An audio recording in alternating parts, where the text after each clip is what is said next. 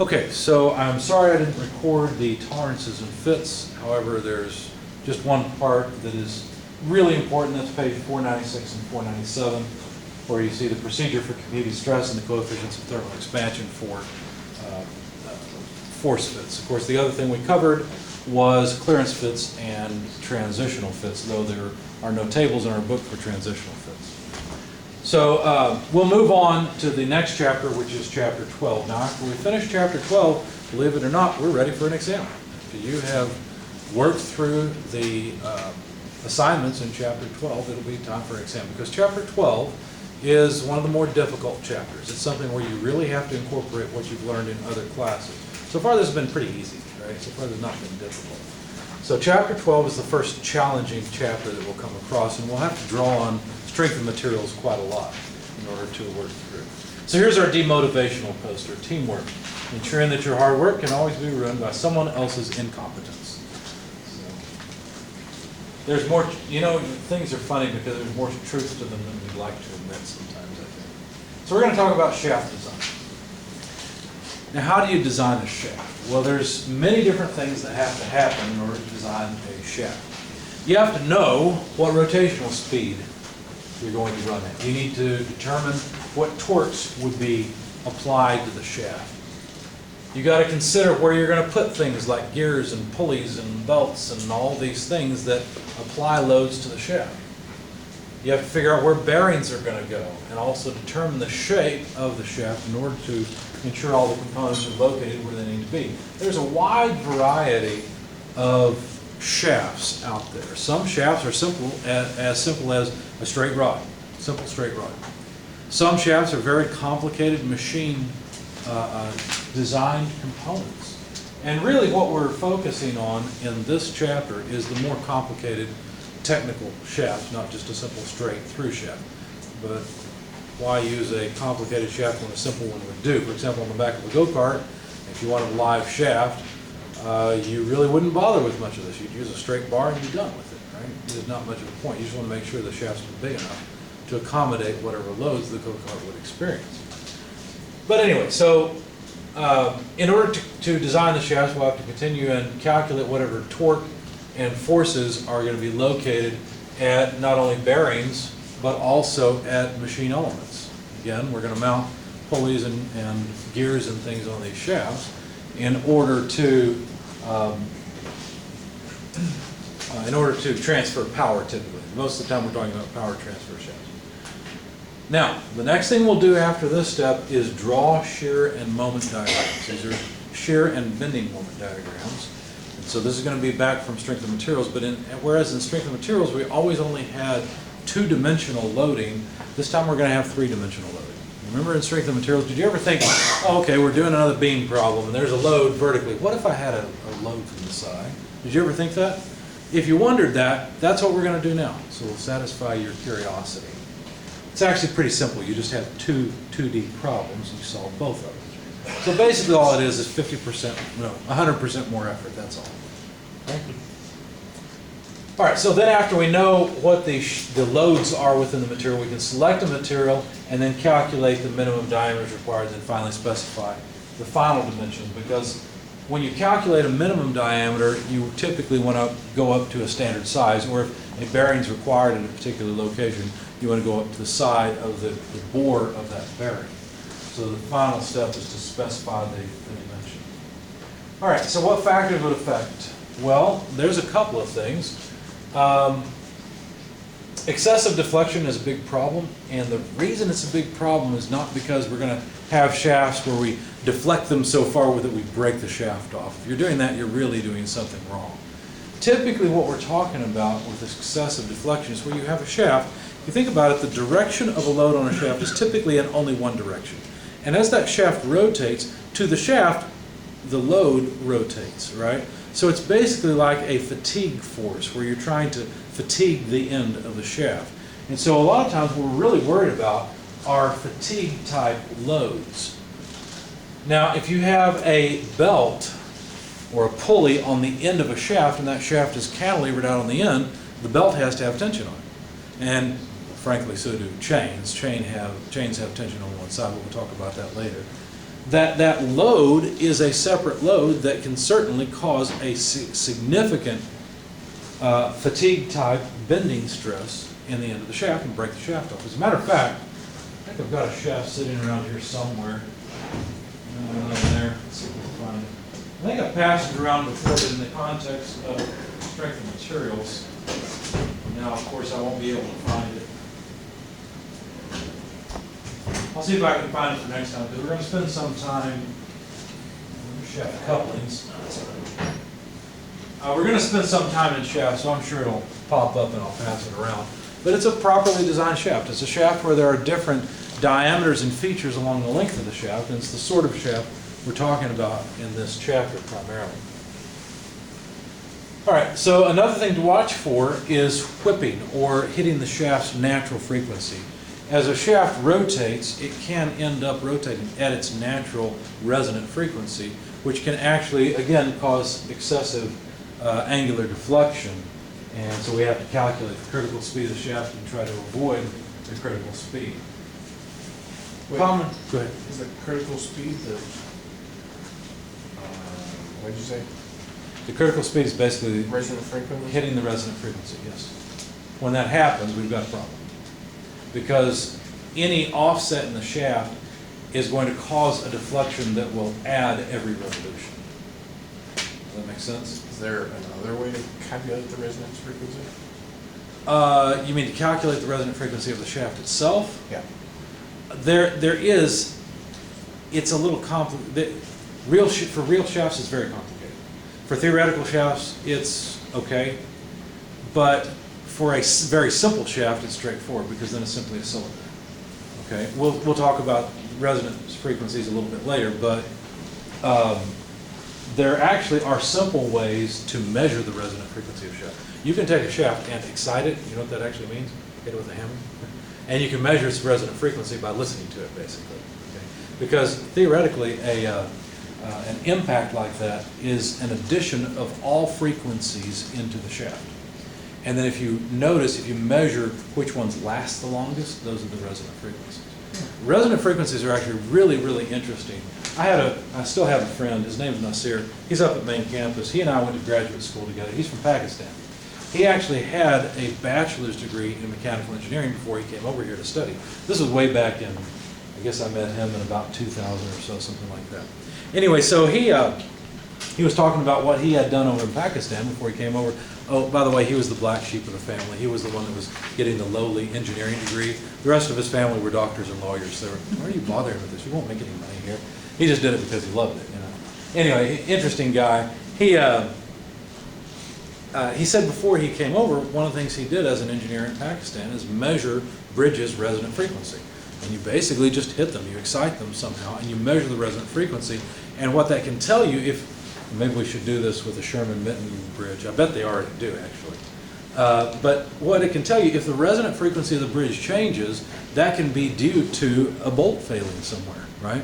Because that would fundamentally change the resonant frequencies that the bridge exhibits. So they would excite bridges, in other words, hit them, basically, and then measure the resonant frequency and see how, plot that over time and see what happens. So it's kind of interesting that this is really, vibration is a really interesting topic. It appears in all kinds of places. I'd really like to offer a course in dynamics on vibrations and chaos, because I'd like to learn more about it myself. And I know I'd have to study more to really offer a decent class, but so far I can hardly sell students on dynamics, even though it's required in their plan of study, let alone get them to take a second class with the name dynamics in it. So I don't think I can get this one off the ground. But anyway, so back to shafts. Anything less than 3 inches or so is typically out of cold rolled steel, and it's straightened if a key is cut in it. But anything 3 to 5 inches is cold rolled, typically turned on a lathe. Anything more than 5 inches is turned. You don't typically make a shaft that is a plain, straight shaft that's 5 inches in diameter. It's just not. You're going to have other features on it that would require lathe work. All right, what materials? Well, the calculations we're going to do will all be based on ductile materials. If you're using a brittle material, you will need to do something else. Okay, not what we're learning in this chapter. Now, a lot of shafts, the vast majority are made out of steel, so their material stiffness is just related to their elastic modulus. So the stiffness of a shaft really is not something that varies in the terms of the material stiffness. The only thing you have control over is the geometric stiffness. In other words, what size you make it. Okay? So just some notes about what we're going to do. So here's a shaft, and this shaft has a gear on one end, has two bearings, and has another gear that's in the center. So you'll notice that this gear is so-called straddle mounted because the bearings straddle. This gear is cantilevered because it's off the end of the shaft. There are keys in here. These are so-called, not sled runner, but profile keys. And the job of the key is to prevent relative motion between the gear and the shaft. Now you'll notice that there's several different shoulders in the shaft, and these shoulders are there for locating things, like this bearing is located against this shoulder, this gear is located against this shoulder, and so on. If you think about what's going on here, there's actually a lot of stress concentration in this shaft, isn't there? Anywhere you have a step in the shaft, that represents a stress concentration point.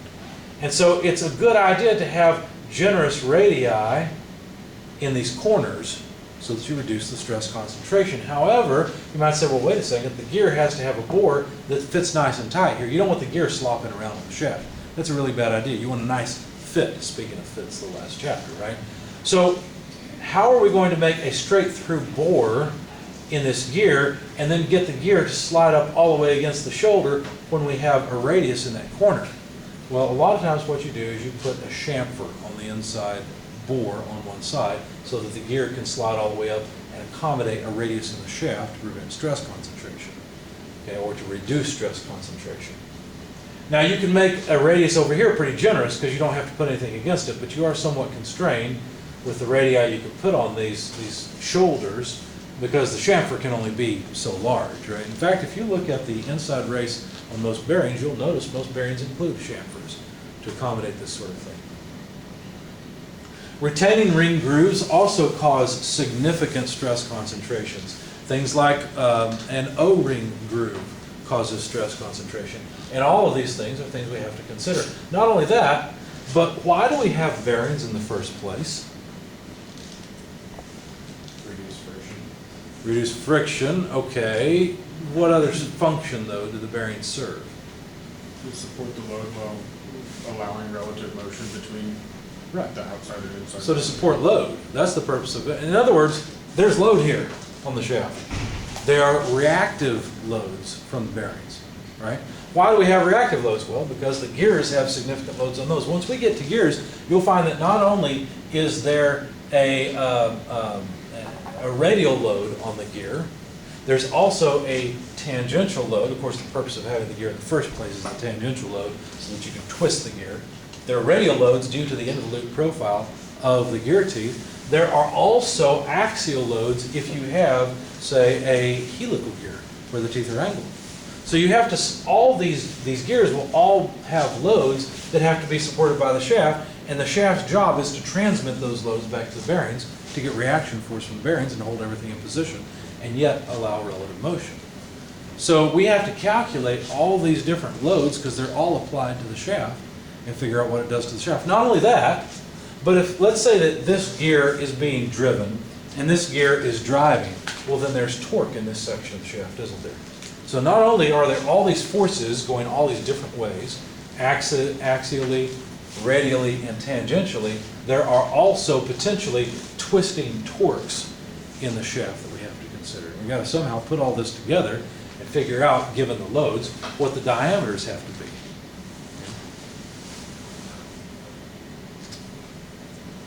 Now, along the way, we'll see this equation over and over again. It's the torque, power, speed equation.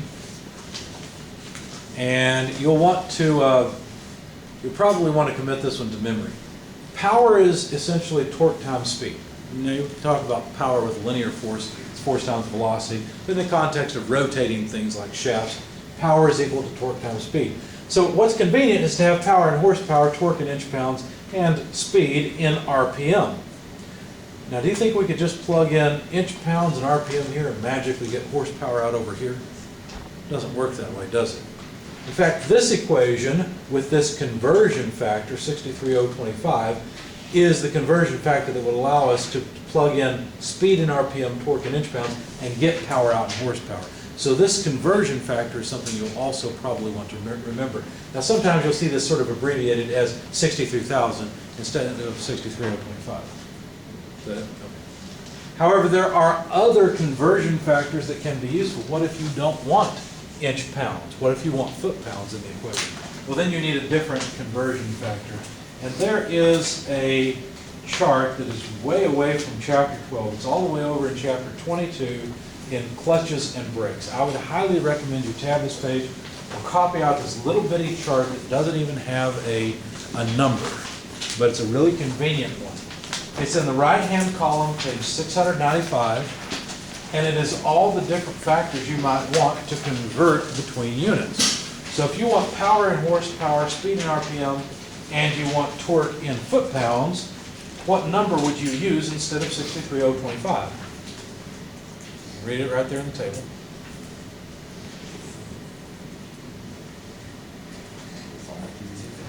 5,252, exactly.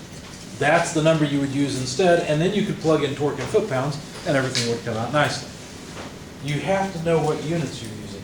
If you're in the metric system, there are several conversion factors there for you so that you can use radians per second, RPM, or watts or kilowatts as your power rating. But those are very convenient, so I highly recommend you.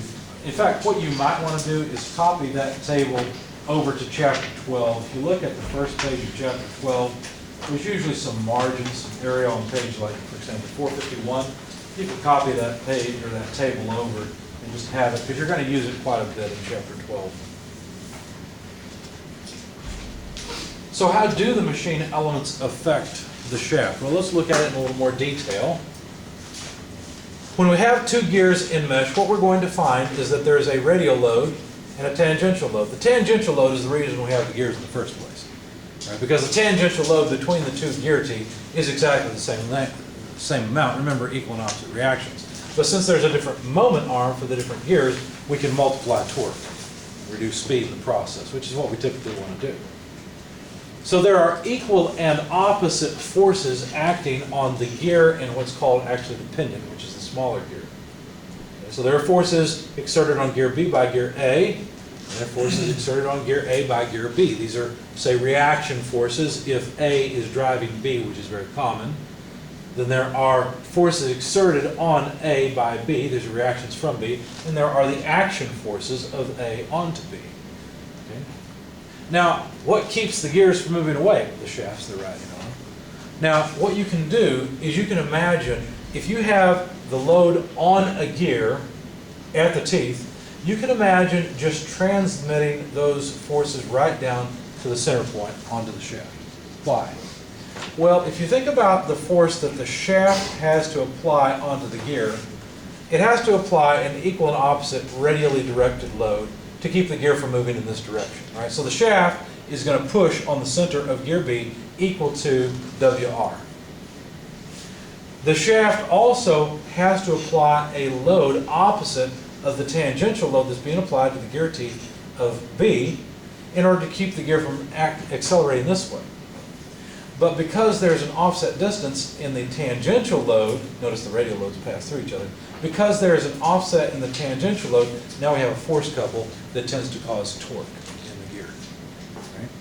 So the net effect is that the loads that are put onto B by A are essentially only transferred through B to the shaft, with the net effect being that a non-zero torque is applied to B.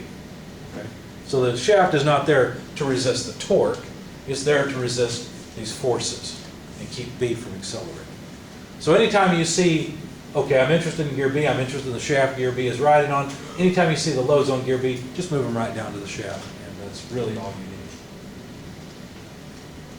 Speaking of torque, however, we can relate the torque on the gear to the tangential load. The whole purpose of the tangential load is to use the moment arm to cause a torque on the gear. So if you take the diameter, which is of course the pitch diameter of the gear, over 2, that's the radius, multiply that by the tangential load, and now you've got the torque. Of course, we can rearrange that and write the tangential load in terms of torque.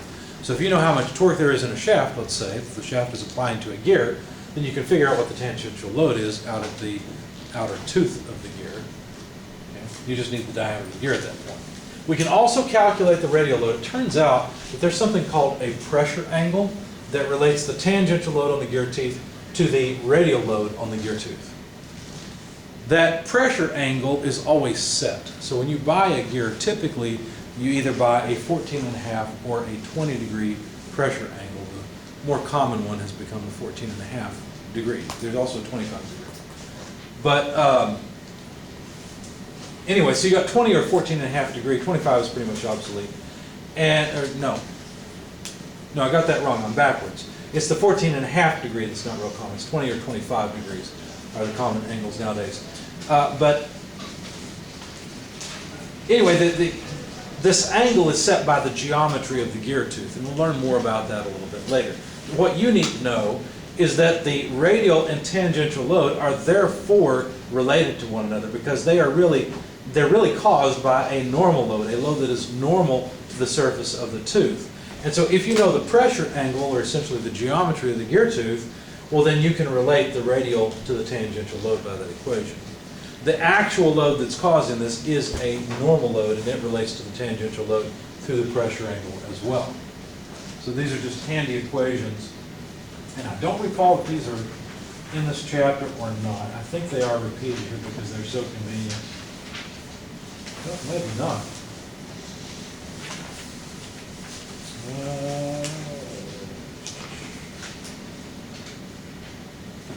Your author gives you the relationship between radial and tangential loads in equation 12.9, page 455. But he doesn't have, well, he has some more of these. He has radial forces for a helical gear. Look at equation 12.4 and equation 12.5. I'm on page 456. Equation 12.4 and 12.5, and you'll notice there's another parameter in there, psi. Looks like a pitchfork. Well, that is only talking about helical gears. Spur gears don't have a helix angle. Their teeth are not at an angle, so there's no axial force.